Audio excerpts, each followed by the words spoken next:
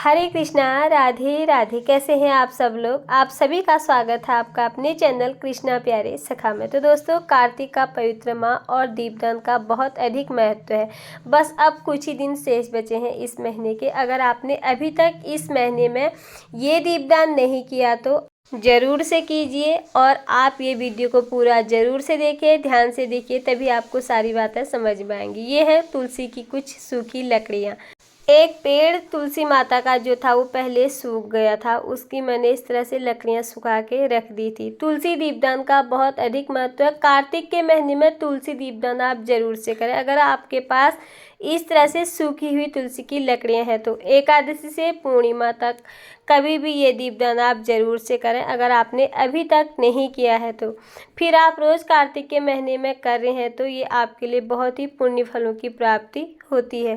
तो यहाँ पर मैंने तुलसी की छोटी छोटी लकड़ियों को मैं इस तरह से तोड़ दूंगी, पर हमें ध्यान ये रखना है कि कार्तिक के महीने में तुलसी तोड़ी नहीं जाती है। अगर कहीं भी आपका पेड़ सूख गया है तो इस महीने में तुलसी न तोड़ी जाती है, और इस तरह से तुलसी की कहीं पर भी आपको सूखी टहनी दिखे तब भी उसको नहीं तोड़ना है। सिर्फ हम पूजा के लिए तुलसी की मंजीरी या तुलसी के पत्तों को तोड़ सकते हैं। अगर आपने पहले से ही इस तरह से सूखी तुलसी को तोड़ के रखा है, आपके पास सूखी तुलसी की लकड़ी हो, तो आप जो हमने तुलसी की लकड़ी को तोड़ रखा है, हमने यहाँ पर रुई ले लेनी है। रुई को अच्छे से फैला लेना है। जो तुलसी की लकड़ी है उन रुई को उसको बीच में डाल करके रुई को अच्छे से हमने यहाँ पर मोड़ लेना है। यानी कि हमें रुई की सहायता से तुलसी की लकड़ी को बीच में डालकर उसकी बाती बना लेनी है। इस प्रकार से हम एक लंबी बाती बनाएंगे, और इसको जलाने से भगवान श्री हरि विष्णु बहुत अधिक प्रसन्न होते हैं। और कार्तिक के महीने में तुलसी दीपदान जरूर से किया जाता है। सूखी हुई लकड़ी का इस तरह से बाती बनाकर अगर हम भगवान श्री हरि विष्णु जी के सामने प्रज्वलित करते हैं तो उसका अनंत गुना फल हमें प्राप्त होता है। इस तरह अगर आपके पास सूखी हुई तुलसी है तो कॉटन की सहायता से इस प्रकार उसकी बाती बना लें, और इस कार्तिक के महीने में जितने भी दिन शेष बचे हैं कम से कम एक दिन तुलसी दीपदान आप लोग जरूर से करें। कार्तिक के महीने में दीपदान का बहुत अधिक महत्व है। आंवला दीपदान किया जाता है, तुलसी दीपदान किया जाता है, और 365 बाती का भी दीपदान हमें इसी महीने में किया जाता है। तो इस महीने में दीपदान का बहुत अधिक महत्व है, और उसमें तुलसी दीपदान का भी और अधिक महत्व है। कहते हैं जो कार्तिक के महीने में भगवान श्री हरि के सामने तुलसी की लकड़ी का दीपदान करते हैं, उनके घर में कभी धन संपदा की कमी नहीं रहती है। माता लक्ष्मी हमेशा निवास करती हैं। तो इस तरह से मैंने यहाँ पर 5 तुलसी की बाती बनाकर तैयार कर दी हैं। आप इस तरह से इस तुलसी की बाती को घी में भी डुबो सकते हैं और तिली के तेल में भी। यहाँ पर मैंने दीपक में घी डाल दिया है और उसी में मैंने तुलसी की बाती रख दी है। घी में डुबो लेंगे अच्छे से उसको, और फिर हम इसको करेंगे प्रज्वलित।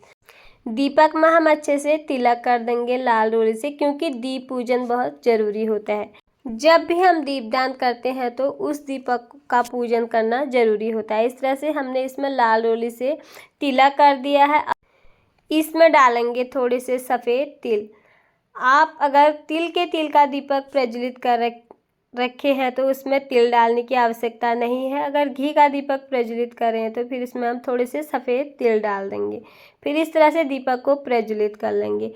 अब हम ये दीपक को दीपदान कहाँ करें। इस दीपक को अगर आपके घर के आसपास भगवान लक्ष्मी नारायण जी का मंदिर है, भगवान विष्णु का कहीं, तो आप ये दीपक का दीपदान उस मंदिर में कर सकते हैं। अगर ये संभव न हो तो कहीं आसपास मंदिर ना हो तो फिर घर के मंदिर पे ही भगवान लक्ष्मी नारायण की मूर्ति विग्रह या तस्वीर के आगे ये दीपक आप रोज़ दीपदान कर सकते हैं। एकादशी से पूर्णिमा तक अगर आपने अभी तक तुलसी की लकड़ी का दीपदान नहीं कर रखा है कार्तिक के महीने में तो ज़रूर से करें। अगर फिर ये संभव ना हो, आपके पास तुलसी की सूखी हुई लकड़ियां ना हो, तो फिर आप कम से कम एक दिन तुलसी दीपदान जरूर से करें। अब हम इस दीपक को घर के मंदिर पर भगवान श्री हरि यानी लक्ष्मी नारायण भगवान जी के सामने रख लेंगे। वहीं पर हम इस दीपक का दीपदान करेंगे।